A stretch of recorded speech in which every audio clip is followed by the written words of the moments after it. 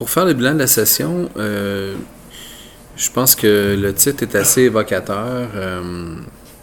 On est là depuis 8 mois là, maintenant, si on prend notre rentrée parlementaire le 7 décembre dernier. Et c'est ça, malgré toutes les embûches, on a quand même réussi à se démarquer, à faire des gains et à je dirais aussi obtenir le respect et la crédibilité qu'on cherchait. Et ça, c'est pas rien. On a une petite équipe, et non seulement on a une petite équipe, mais c'est une équipe qui doit travailler encore plus fort, compte tenu du fait que, contrairement au parti libéral, aux conservateurs et au NPD qui jouissent et se répartissent 18 millions en recherche et communication, nous autres, je le répète parce que c'est quand même difficile au quotidien de suivre ce rythme-là. Nous, on dispose de 20% de moins sur nos budgets de fonctionnement pour se payer une petite équipe de 9 personnes qui est multifonction et qui est dépassée par l'ampleur de la tâche. Les gains, d'abord, les bons coups, je dirais, avant de passer à une critique de ce gouvernement. Je dirais que la pétition Énergie Est qu'on a voulu transpartisane, et ça, c'était, je pense, la clé pour pouvoir tisser un réseau d'intervenants et de solidarité et une force de frappe au niveau de toutes les forces vives qui s'opposent à ce projet-là au Québec. Et ça va nous permettre d'affronter les prochaines phases parce que, oui, on a pu démontrer au ratio qu'il y avait 100 fois plus de Québécoises et de Québécois qui s'opposaient à Énergie Est. Peut-être qu'à terme, le 14 juillet, la pétition E216 démontrera qu'on est à 90 fois plus d'opposants. Mais c'est quand même pas rien, le fait qu'il y ait ce ratio-là, avec des moyens très, très, très limités. Là. On n'a rien fait de très extraordinaire. Et je vous rappellerai aussi, pour vous, là, parce qu'on est entre nous aussi, toutes les ratés de ce système-là. Là. J'en ai parlé, j'ai écrit à la Chambre. Ils veulent que les pétitions passent par voie électronique, mais je veux dire, c'est tout le temps en train de sauter. T'sais. Fait qu'à un moment donné, les gens stannent. Je veux dire, tu te fais solliciter sur Facebook pour aller signer la pétition, tu y vas. Puis au moment de confirmer, tu ne reçois pas le courriel de confirmation parce que va savoir pourquoi. Selon ton adresse courriel, le système là-bas n'est pas programmé pour te renvoyer ça correctement. Il peut te l'envoyer dans tes spams, dans tes pourriels. Une semaine plus tard, les maritimes, toi, t'es plus là, tu sais. Fait que il y a eu tous ces problèmes-là, pas juste pour nous, pour l'ensemble, mais je dis que la Chambre va falloir qu'elle revoie ça parce que c'est le moyen qu'elle privilégie, mais il est un peu particulier en termes d'efficacité. Donc, ça, c'est un bon coup. Ensuite, le coup de main que j'ai donné aux producteurs maraîchers de Montcalm là, et du Québec en intervenant très rapidement, dès que j'ai vu l'article dans le journal, je suis rentré en contact avec ces gens-là. Questions en période de questions, suivais avec le ministre. Puis la fin de semaine qui suivait, il y avait déjà des gens qui étaient à la ferme Riopelle pour les récoltes. D'ailleurs, ces gens-là étaient très contents de cette intervention-là. On fait ce qu'on peut quand on peut, puis des fois, on tombe au bon moment. Je n'étais pas pour laisser faire ça comme ça. Et heureusement, c'était une journée où on avait des questions qu'on pouvait poser en chambre. Il serait arrivé une journée du mercredi où il y a juste une question, puis c'est Mme May Cabran que j'aurais pas pu avoir d'impact. Tu sais, vivre le timing, mais on fait ce qu'on peut avec les moyens qu'on a, puis on est quand même assez efficace, là. C'est pas rien ça. L'autre gros gain, le Bloc a été impliqué depuis 15 ans dans une campagne d'information auprès des aînés par rapport au supplément de revenu garanti. On a réussi à l'époque en donnant des formations aux aînés, en leur disant vous avez droit à ça, en faisant le tour du Québec. Roger Godette avait fait ça avec la petite équipe. Il y avait aussi voyons Raymond Gravel qui en avait fait là, son cheval de bataille. Bref, on demandait à cette époque-là que ça se fasse de façon automatique. On est revenu à la charge suite à une étude qu'on avait commandée à Statistique Canada. Tu sais, Statistique Canada, c'est quand même des gens sérieux, là. Et on s'est aperçu qu'il y avait encore plein d'aînés qui en bénéficiaient pas. On est revenu à la charge et on a obtenu du gouvernement que dorénavant, ça se fasse de façon automatique, l'inscription au supplément de revenu garanti. Par contre, tout n'est jamais parfait. Il aurait pu faire ça pour dès 2017, là, parce que c'est exclu pour 2016. Parce que le budget est déjà passé, mais ça ne se fera pas avant 2018, mais au moins on l'a obtenu, tu sais. Puis on va faire le suivi pour que ça se fasse réellement. Alors voilà. Autre chose, par exemple, qui est moins tripante, c'est de voir un gouvernement qui a pris plein d'engagements. Vous allez me dire, qu'est-ce qu'il y a de nouveau là-dedans? Ben, c'est parce qu'on a eu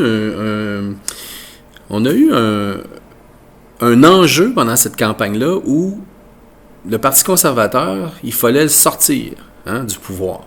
Puis c'était le diable incarné, puis c'était n'importe quoi, mais on vote pas conservateur. Tous les observateurs disent, oups, les votes se sont transférés vers le véhicule qui était le plus susceptible de former le gouvernement canadien. Et à ce moment-là, ça a été le Parti libéral. Ben, le Parti libéral, malheureusement, c'est comme du pareil au même. Pour réduire ça là, très rapidement, résumer ça en une phrase, c'est parle, jase, cause toujours mon coco, mais moi j'agis pas. Et ils sont incapables d'agir. Des choses simples. Je vais en faire j'en soulever quelques points. Tu sais, sur le lait diafiltré, c'est pas compliqué là, de faire tout simplement appliquer la règle puis une définition qui existe présentement. Ben non. On attend. Hey, c'est pas rien, il y a eu une manifestation monstre, là, et tout ce qu'ils ont eu, les producteurs, c'est encore des belles paroles. À tous les jours, presque, on pose des questions. Les partis d'opposition posent des questions, moins les conservateurs, je vous dirais, mais on pose des questions au ministre, à chaque fois, c'est la même réponse. Ah, nous sommes préoccupés, nous connaissons la problématique, nous avons créé un comité, nous parlons aux gens. Ben, Calvinus, c'est pas compliqué, prendre un téléphone et dire « Hey, on applique les règles, that's it ». Même chose là, pour la poule de réforme, là. C'est pas compliqué, appeler aux douanes et dire « Appliquez le règlement ». C'est tout. C'est simple, ça coûte même pas une maudite scène. Non. Est-ce que le gouvernement libéral sera en train de faire son lit avec des grands transformateurs au détriment des producteurs laitiers? Il faut poser la question, parce qu'à un moment donné, quand ça se fait pas, puis que c'est aussi simple à régler, c'est qu'on cache des intérêts et des lobbies qui sont plus puissants. Alors, quel lobby le plus puissant que le lobby des producteurs laitiers? Ça ne peut être que le gouvernement est en train d'essayer de ménager la chèvre et le chou pour les transformateurs, certains transformateurs.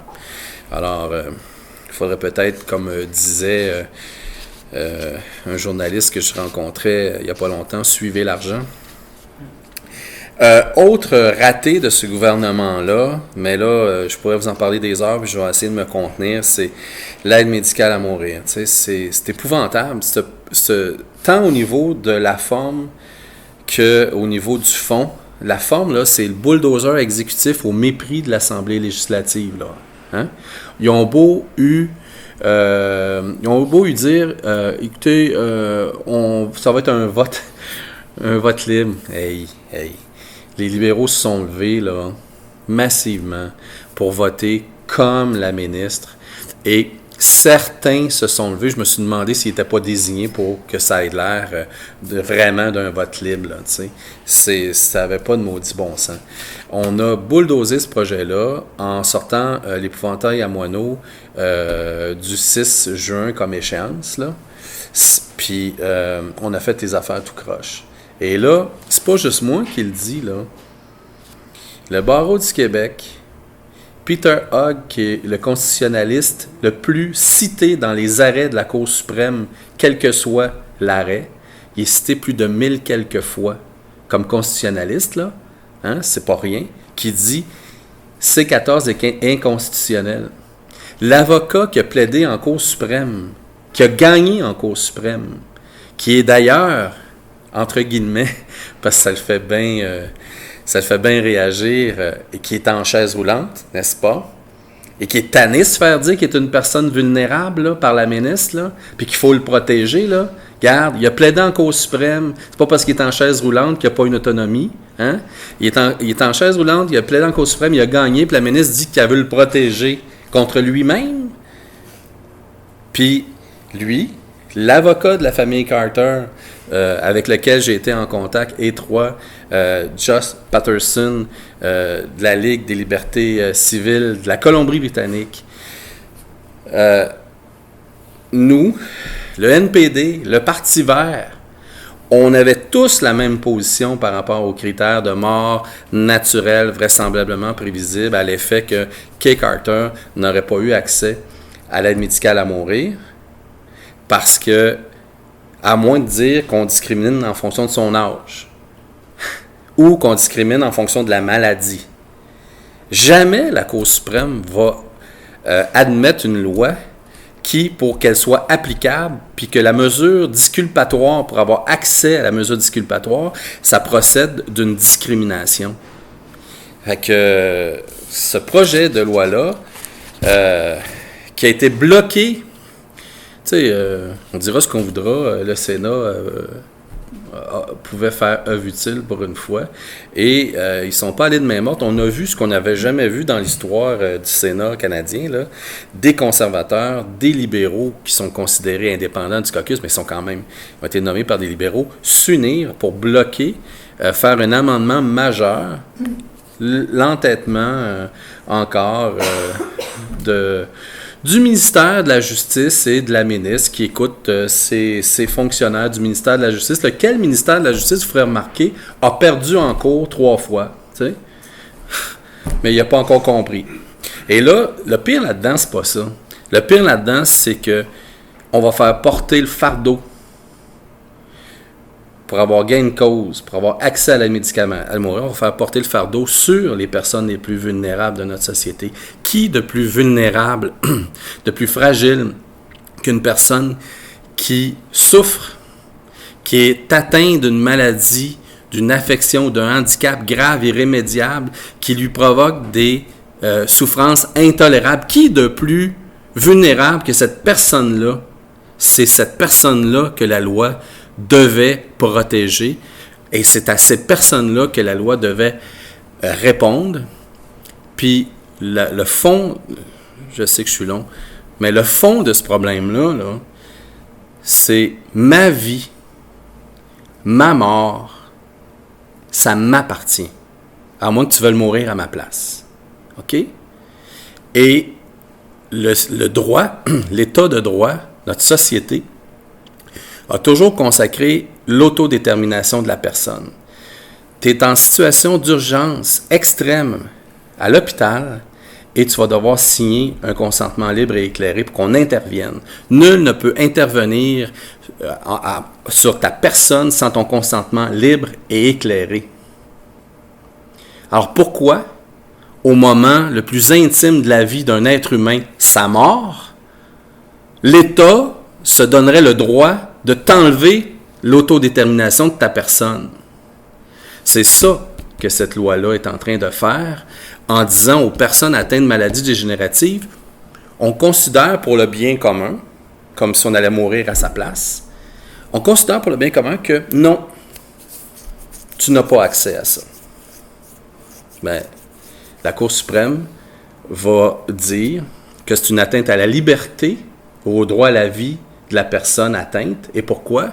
Parce que, comme il n'y a pas de demande anticipée dans cette loi-là, ben la Cour a dit, et c'est pas rien, là, les trois droits qu'il y avait dans la charte, là, le droit à la vie, à la liberté, à la sécurité de la personne, étaient enfreints de façon déraisonnable. Le droit à la vie, c'est pas rien, là.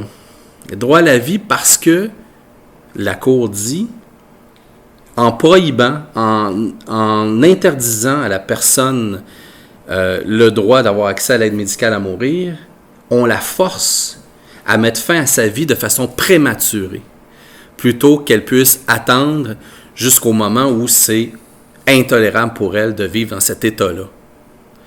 C'est pas rien, là. Alors, bravo les champions qui prétendent que c'est constitutionnel. Si on va dans l'arrêt Morgan-Taylor, je vous rappellerai juste que l'arrêt Morgan-Taylor a été considéré inconstitutionnel en 88-89 sur la seule base du principe de la sécurité de la personne, de la femme enceinte. Parce que les mesures disculpatoires qui étaient prévues dans la loi forçaient la femme enceinte à l'époque à faire affaire avec un comité d'avortement thérapeutique, lequel induisait des délais incroyables, etc. Et ça portait atteinte à la personne et à la sécurité de la femme enceinte. Prenons juste cet argument-là, prenons juste le critère de la sécurité de la personne, du malade atteint d'une maladie grave et irrémédiable qui lui cause des souffrances intolérables. Ben, je regrette, là, mais c'est pas raisonnable ce que fait la loi dans cette atteinte à la sécurité de sa personne. Si on la force à mourir de façon prématurée ou qu'on la force à continuer à vivre avec des souffrances intolérables. Donc, je m'arrête là. Je trouve ça indécent. Je trouve ça indécent, le blocage exécutif auquel on a assisté, nous, les législateurs. Et ce que je trouvais encore plus indécent, c'est quand j'entendais certains sénateurs dire que la Chambre avait parlé. Non, ce qui a parlé, c'est la majorité d'un gouvernement majoritaire, qui, du haut de sa majorité parlementaire, dont il dit vouloir changer le mode de scrutin parce que ça crée une distorsion, il y a plus de sièges que ce qu'il en mérite, ben, a décidé de boquer, puis de ne pas écouter l'ensemble des intervenants là-dessus. J'ai vécu ça de façon un peu difficile. Que dire des travailleurs d'Aveos, du dossier d'Aveos? Hey, c'est pas rien. Le gouvernement Trudeau dit qu'il veut faire les choses autrement. Hein? Il est en campagne électorale. Mon Trudeau s'en va en manifestation. Solidarité. Un gouvernement comme le gouvernement Harper, qui est un gouvernement de loi et de règles, devrait faire appliquer la loi sur Air Canada, qui, à l'époque, devait faire en sorte que les entretiens se fassent au Québec, dans la CMM ou à Winnipeg, bon, etc. Et là, que font les libéraux? Faire les choses autrement. Ils décident, après que les travailleurs d'Aveos aient gagné 2 fois en cours, ben, regarde, on va changer la loi pour permettre à Air Canada de ne plus être délinquante, t'sais, sous prétexte que Air Canada, et il n'y a rien d'attaché là-dedans, pourrait acheter éventuellement des avions à Bombardier, puis ferait faire sans rien de signer l'entretien ici. Mais c'est dans 10-15 ans, ça. Il y a 2600 familles qui ont gagné en cours, qui ont vu le gouvernement, avec C10, changer la loi pour rendre légal ce qui était illégal. Puis eux autres, là, ils vont attendre combien d'années avant de pouvoir avoir un contrat d'entretien d'un avion prétendu qui va se faire sur notre territoire? C'est scandaleux.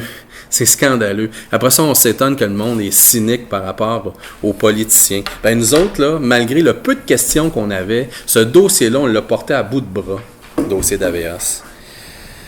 Fait que, tu sais, on est devant... Tu sais, vous savez que je suis un militant souverainiste. J'ai siégé à Québec. Depuis que je siège à Ottawa, ça m'adoucit pas. Ça m'adoucit pas. Quotidiennement, là, ce que je vois, là, c'est que les préoccupations des gouvernements, tant conservateurs que libéraux, là, ça repose sur le lobby puis les intérêts économiques de Bay Street. Point à la ligne. On ne fait pas partie de l'équation. OK? J'entendais des gens prétendre que ça prenait une grande délégation de députés du Québec au sein du gouvernement fédéral pour que le Québec puisse enfin faire valoir puis aller chercher des choses. D'abord, le Québec n'est pas à vendre. J'espère là, qu'on ne va pas se vendre juste pour une petite subvention, là, premièrement. On mérite plus que ça, nous autres les Québécois. On mérite d'avoir tous nos leviers politiques pour prendre nos propres décisions, premièrement. Deuxièmement, moi, là, ce que je vois devant moi, là, le théâtre et le tableau que j'ai devant moi, là, c'est 40 députés d'un caucus, 40 sur 182, là, qui sont dans le mutisme total, qui suivent la ligne de parti, puis qui sont dociles avec la ligne de parti, puis qui disent pas un maudit mot. Pas un maudit mot sur Aveos. Pas un maudit mot sur Énergie Est. Pas un maudit mot sur la vente d'armes à l'Arabie Saoudite, malgré que ça bafoue les droits humains. Ils sont d'une inutilité totale. T'sais, quand ils nous rencontrent dans les corridors, ils viennent nous dire qu'ils travaillent bien fort au sein du grand caucus gouvernemental des 182 pour faire valoir le Québec. En chambre, c'est rien du tout. Même pas capable de se lever pour la motion qu'on a déposée en première lecture. On dépose une motion. Ils n'ont même pas été capables d'appuyer la motion du Bloc québécois pour lutter contre le plus gros paradis fiscal du Canada, la Barbade. Ils ont prévu des millions pour lutter contre l'évasion fiscale, mais savez-vous que le paradis fiscal de la Barbade, il est légal, mais n'a jamais été soumis à la Chambre des communes, aux parlementaires. Ça a été fait par un décret là, de M. Chrétien, là, en dessous de la table. Hein? Même pas capable de se lever et dire oui, c'est un projet de loi qui provient de l'initiative d'un député.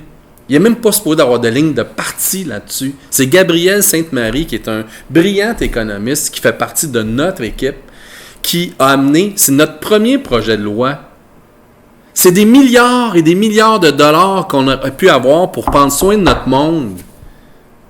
Pas un maudit des 40 qui a levé le petit doigt pour dire « Bravo, ça, c'est quelque chose de bien ». Non, ils ont pris la ligne de parti. Nous luttons déjà, il est prévu dans le budget 426 millions pour lutter contre l'évasion fiscale. C'est totalement autre chose.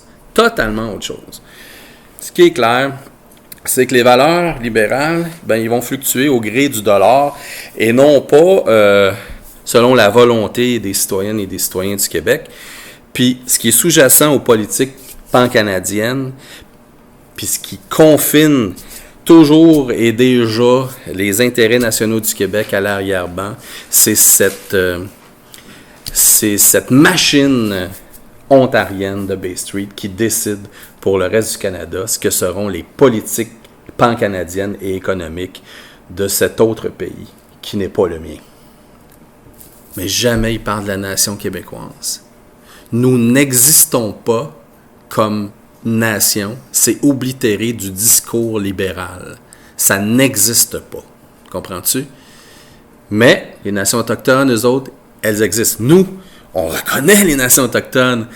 Mais c'est pour ça que j'ai été obligé de dire, à un moment donné, à une députée, je ne sais pas si vous l'avez vu là, sur Facebook, là, j'ai fait ça correctement quand je l'ai fait, là, mais la députée de Sarnia-Lambton s'est levée en chambre avec un dédain incroyable et un sérieux incroyable pour reprocher, dans le débat qu'on avait sur la constitution du comité sur la réforme électorale, pour dire que c'était aberrant de donner au Bloc québécois un siège et un droit de vote parce que notre seul but, c'était de détruire le Canada.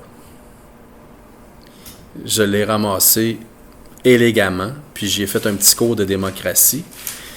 Mais c'est ça le contexte dans lequel on travaille, nous, les députés du Bloc québécois. Et vous ne pouvez pas savoir combien de fois, assis sur ma banquette, j'ai pensé à la force de frappe qu'on aurait si on était 50. Et maudit, qu'on aurait une maudite force de frappe. Parce que là, des fois, on pose une question, puis savez-vous, c'est qui la ramasse, notre question? Parce qu'eux autres, ils en ont 14 par période de questions. Ben, le NPD, quand on met 3-4, poum, puis là, ils se la réapproprient. Tu sais, comme ils ont essayé de se réapproprier la ligne des 40, là. C'est nous autres qui les a pointés. C'est moi qui les a pointés le premier. Ben, ils ont essayé de se la récupérer. Ils récupèrent tout. Fait que, tu sais, dans le fond, on est une manne d'inspiration pour les questions à poser à la gouvernance libérale. C'est pas grave, en autant que c'est posé, en autant qu'on a une opposition qui est au moins cohérente. C'est juste d'autres lobbies. Puis encore là, j'aurais pu te dire, il y a 1 an, c'est moins le lobby des armes. Ben là, tabarnouche. J'ai posé des questions à Dion, puis il nous a répondu qu'il fallait qu'il honore la réputation d'affaires du Canada. Hey, c'est pas rien. Malgré qu'on bafoue les droits humains, on va honorer... Mais on n'est pas prêt, par exemple, à honorer la loi, hein, pour le bénéfice des travailleurs qui ont gagné en cours, par exemple. Ça, c'est 2 poids, 2 mesures. Donc, quand tu me parles de lobby puissant et de lobby économique, c'est clair. C'est bonnet blanc, blanc bonnet. Il y a toute une réflexion sur la couverture médiatique. La diffusion d'infos. Oui. Tu sais, M. Trudeau, entre autres choses, je tiens à vous le dire, si en chambre, je ne peux pas le soulever, là. Le dernier mois, là, il était 2 périodes de questions en chambre, pas plus que ça. Là, puis depuis son petit intercale, son petit geste déplacé dans l'allée centrale de la Chambre, il est très peu présent. Fait qu'imagine-toi, toi, là, comme opposition, là, la période de questions, c'est le moment traditionnellement prévu pour que tu questionnes la gouvernance. Puis quand tu es premier ministre, il me semble que le minimum, là, en termes de présence parlementaire, c'est d'entendre et de répondre à l'opposition. C'est ta job, tu sais. Alors, il est tellement méprisant à l'endroit de ce que nous représentons, le Bloc québécois, qu'il se lève pour les questions de Mme May, mais il ne se lève jamais pour répondre à une de nos questions, même si elle lui est adressée. C'est pas rien comme mépris, là. Et il va aller dire devant les caméras que non, il traite tous les parlementaires de façon égale et que c'est faux, c'est totalement faux.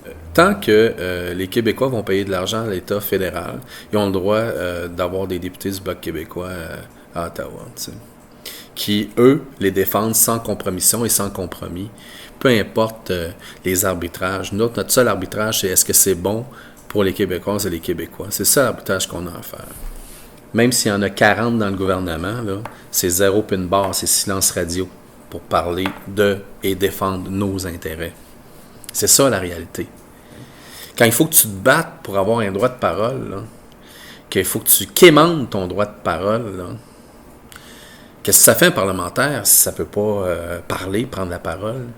Quand les commissions, ils appellent ça des comités, eux, quand tu es exclu systématiquement des comités, c'est-à-dire qu'il faut que tu demandes la permission pour y assister, il faut que tu annonces que tu vas y être. Quand ils font des huis clos, tout ça, tu n'es pas là-dessus. Puis il faut que tu demandes la permission pour prendre la parole. J'ai déposé des amendements. Ça, je n'avais pas besoin de demander la permission parce qu'ils ont décidé que les amendements, on aurait dû les déposer en chambre, mais ils n'ont pas pris de chance. Ils ne voulaient pas qu'on ait d'exposure. Fait qu'ils nous ont dit, vous allez déposer vos amendements en comité. Là, on avait le droit.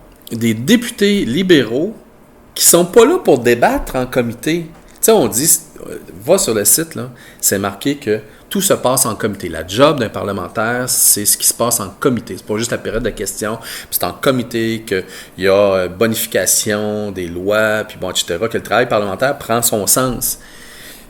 Ils nous excluent, ils nous disent déposez vos amendements, on dépose nos amendements, pas de discussion. Hey, le premier amendement qui était costaud que j'ai déposé, là, aucune réaction. Tout ce qu'ils attendaient, c'était de voter.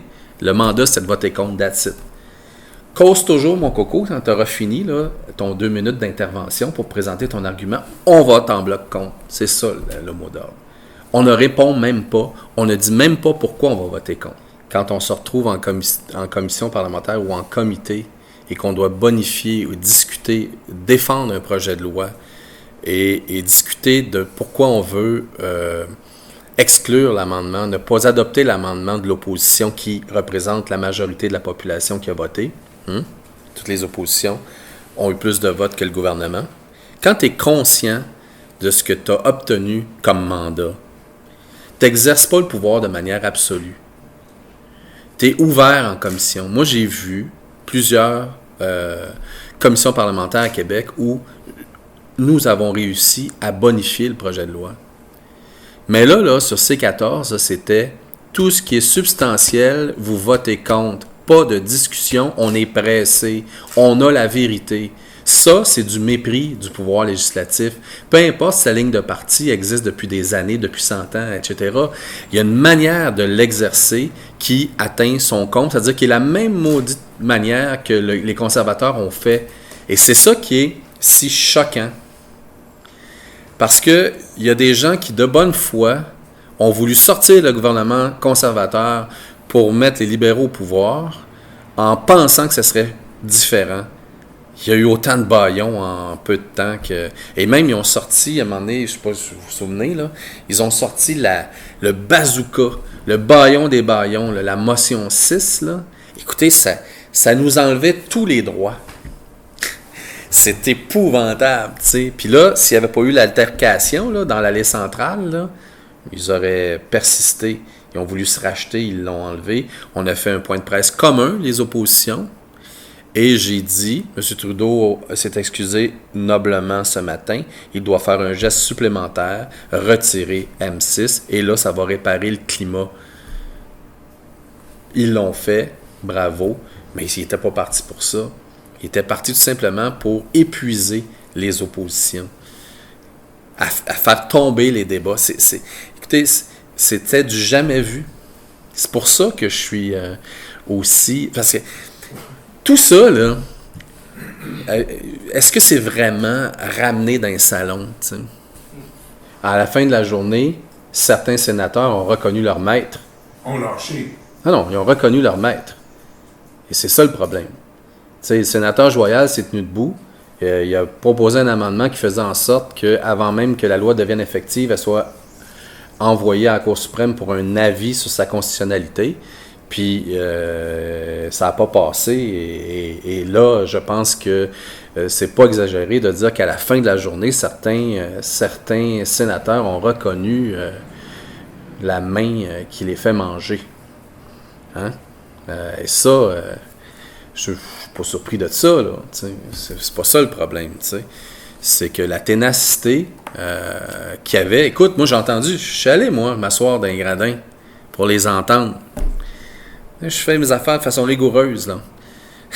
Puis j'entendais des sénateurs, les mêmes qui ont abdiqué, là. J'entendais des sénateurs dire que c'était la législation de leur vie. Ben moi, si c'était la législation de ma vie, j'irais au bout de ce que je défends, puis j'aurais demandé ce que le gouvernement n'a jamais voulu faire. J'aurais voté pour l'amendement du sénateur Joyal. Et là, le gouvernement aurait été pris à dire non à ça. Et là, on aurait vu sa mauvaise foi. Mais non, ils n'ont pas voulu aller jusque-là. Moi, je m'attendais à ce que cet amendement-là se retrouve en chambre. Et j'étais prêt à siéger, moi, tout l'été. Pas de problème. On est là pour travailler, nous autres, pas pour flâner ces terrasses, soit dit en passant. C'est quand même ça qui va finir par se passer. La Cour suprême va s'en mêler. Ouais, mais malheureusement, ça va être parce que des citoyens mal en point vont être obligés d'aller vers ça. Ou encore, faire une grève de la faim pour se rapprocher du critère de mort naturelle vraisemblablement prévisible. Il n'y a rien de plus inhumain que ça. Là. Eh bien, merci.